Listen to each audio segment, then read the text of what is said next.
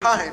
It's I had to make a little adjustment, and so today we start the new year with a special focus, and there's a lot of things that we can focus in upon, but probably nothing's more important than focusing in on our spiritual life. And someone in Bible study, encourage you all to join us in Bible study as we focus in upon the Lord's Prayer before worship service. Someone mentioned a popcorn prayer in Bible study. Who mentioned that? Sandy, what did you mean by a popcorn prayer? Just a thought about somebody before somebody comes to your head and you ask God to do it. You're driving along in your car, you're reading or sewing or whatever, and just dead instant something comes to mind. Yes! And probably nothing pops up more than the Lord's Prayer. And I would like for you to think about that in not merely a material way, but also a spiritual way. What is your prized possession? I will mention mine at the end of the homily this morning, but think about it for a moment. What is your prized possession? Now, from my roots in Detroit, my dad was, very blessed with a job and an occupation as a baker and family and wife and extended family. But if it's one thing that I think he prized most of all was for $100. And $100 was a lot of bucks back in the 60s. When a loaf of bread was going for 20 or 25 cents or the like. He, for $100, bought a Model A Ford. And, in Detroit, we don't have, these garages, remote controls and things like that. But he bought that car, and we found the garage behind the alley that we put the Model A in. And my dad was frugal, some say cheap.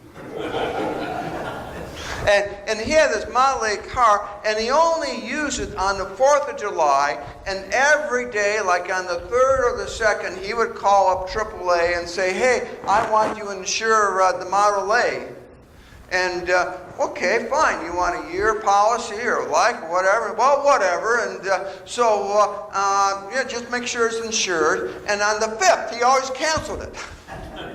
But on the 4th of July, up and down West Werner Avenue, he got an American flag, and he drove that old Model A down the streets, and everyone waved to him, and he waved back. And, as a non-materialistic guy, that was his prized possession. You might have, I visited a couple homes. Matter of fact, I don't think I visited a home here in Ottawa Lake yet that doesn't have a grandfather clock. Some have many grandfather clocks. It's, time ticks, tick, tick, tick, and, and it's very historical. I have a pocket watch that I got from my grandfather. We all have little prized possessions. And that's good.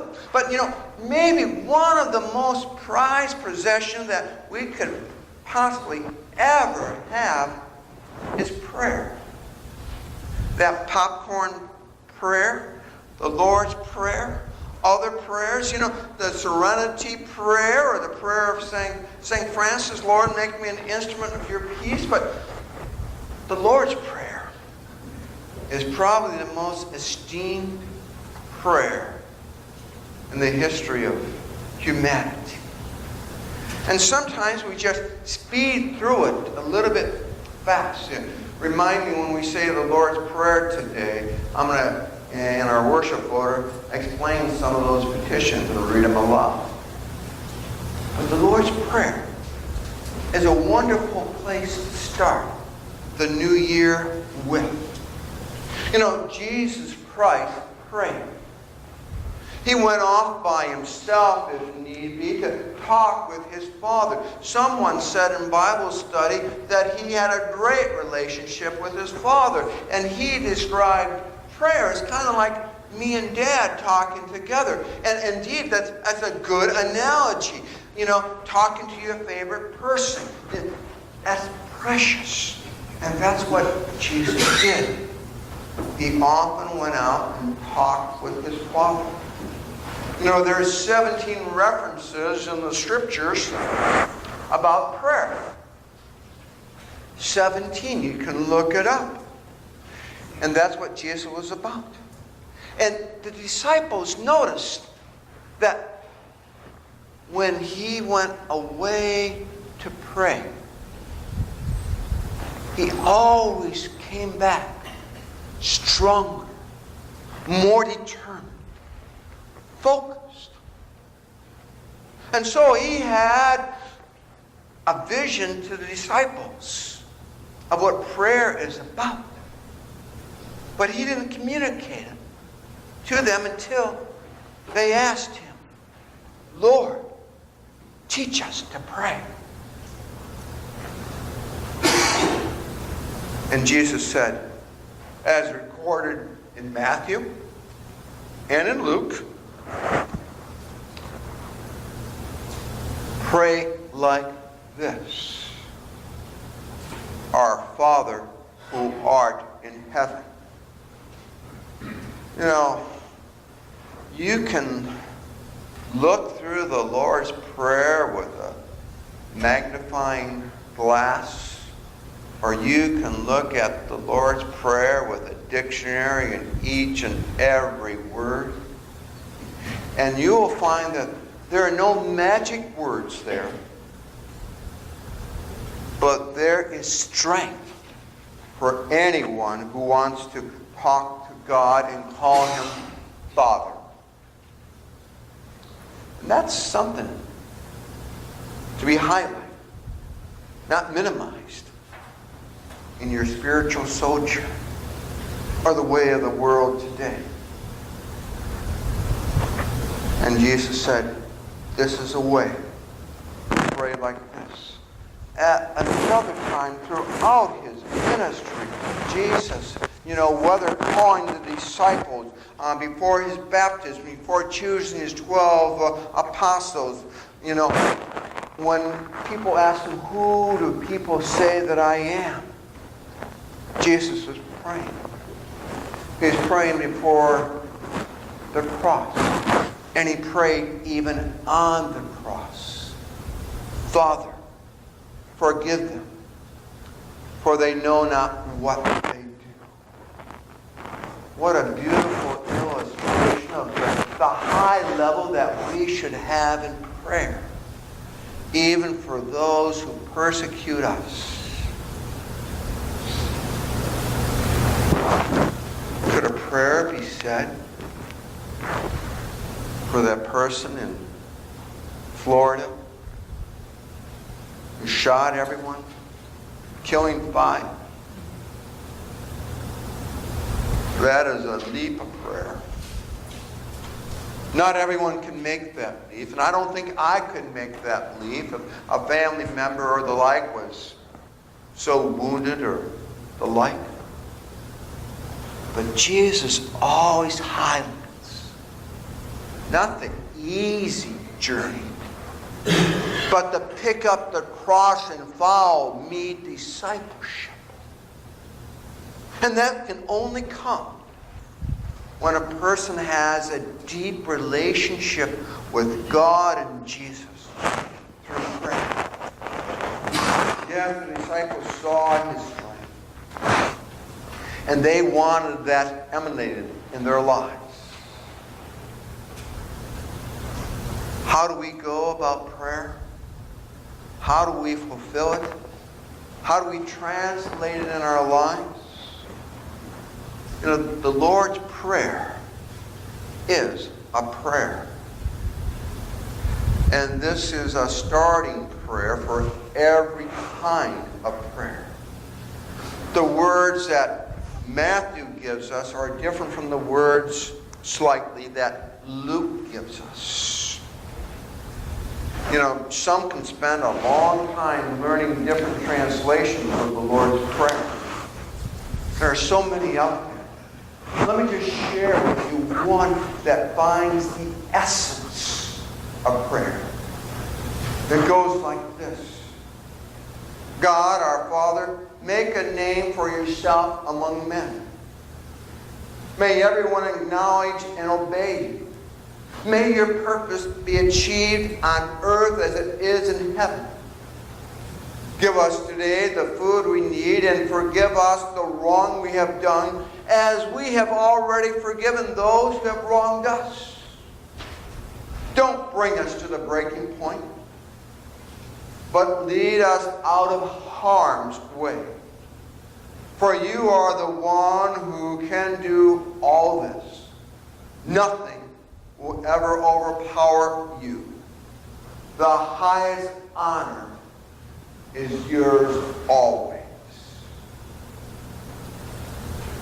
If you want a spiritual exercise, go home after your worship service today and work on your own paraphrase, petition by petition of the Lord's Prayer.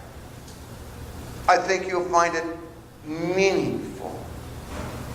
Yes, there are different ways to pray the Lord's Prayer, but truthfully, I like the way my parents and my Sunday school teachers taught. It's treasured in my spirit. It's etched in my mind. It cements my soul.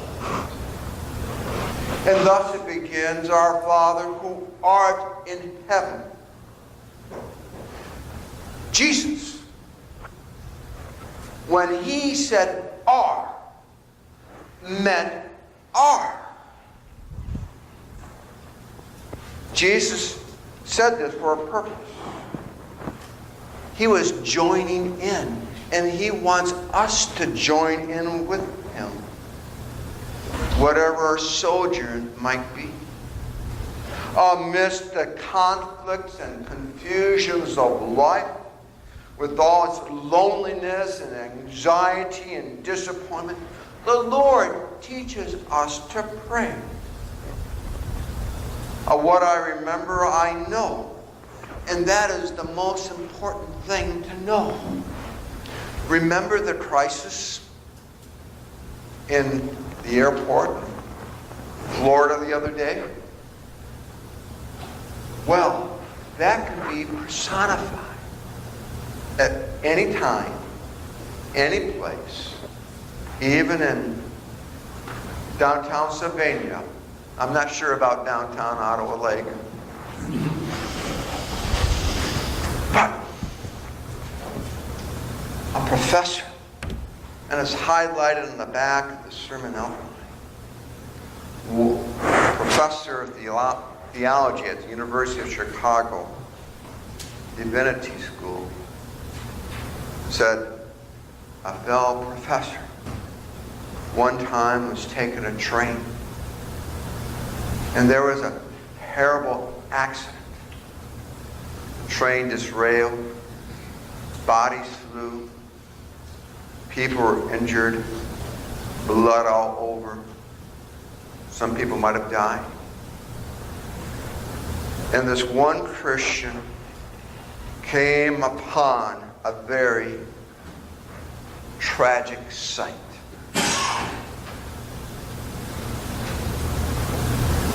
And all he could do is kneel down next to that individual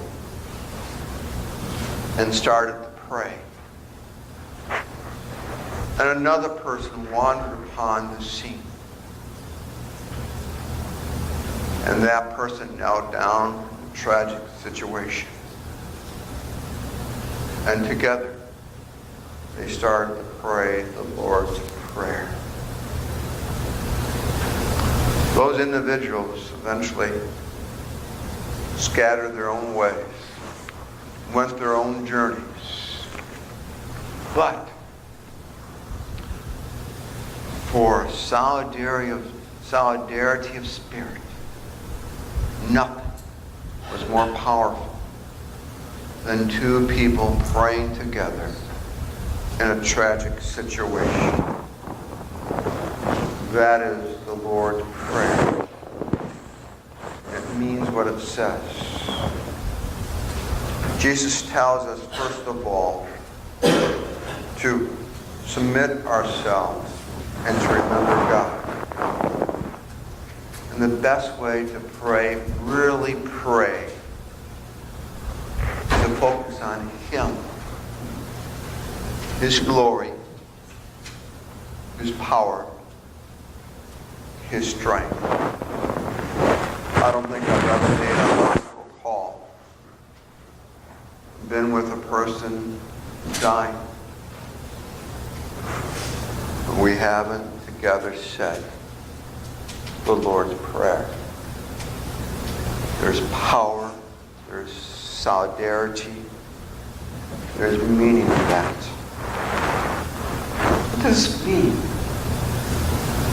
Our Father, who is in heaven. It means that He has the power to hear and to help. If He was just like you and me, He couldn't do so much for you and me that we couldn't do for ourselves. But He's not here.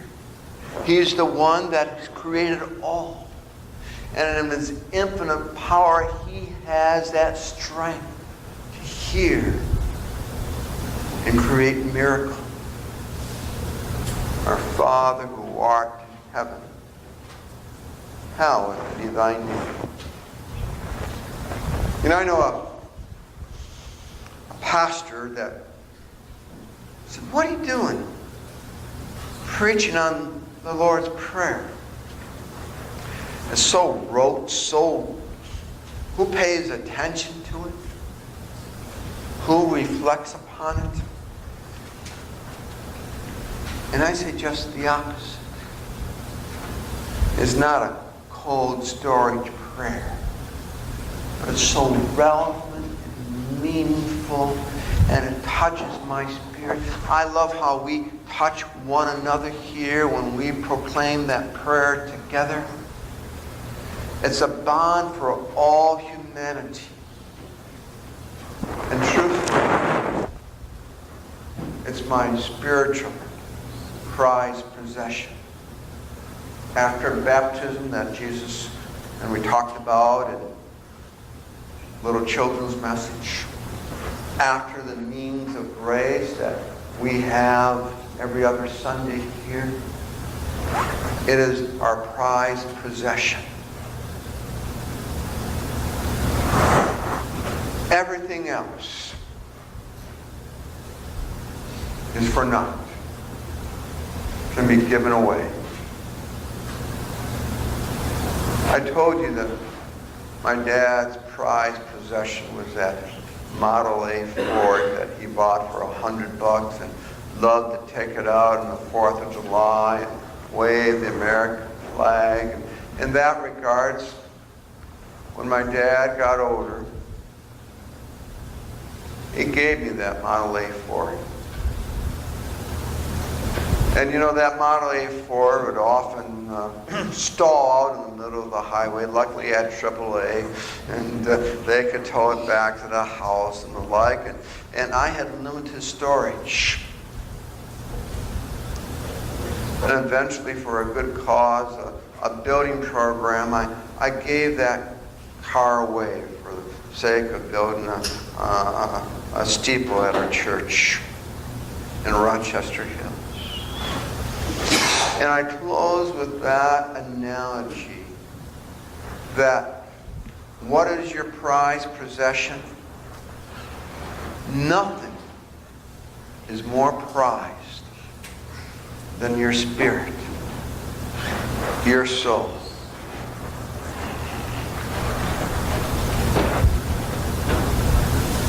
You know, there's a road down the street here called Yankee.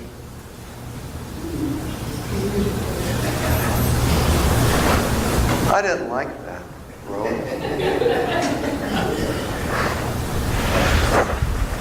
We went by it yesterday, and there must be a meaning behind the word Yankee. I didn't Google it.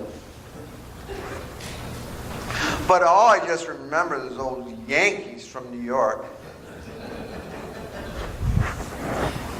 And I hate those Yankees. And you know, one person hated the Yankees so much that what did he do? He sold his soul to the devil with the Washington Senators to beat the Yankees. And it came that time when he had to render his soul. And he kept it. The Yankees won. But he wasn't damned. Keep your spirit, keep your soul, and keep the Lord's Prayer very, very close to your heart and mind, and you'll be blessed. And now may the peace of God, which passes all of our understanding, keep our hearts and keep our lives in Christ Jesus. And all of God's people said, Amen. And we have a beautiful hymn now.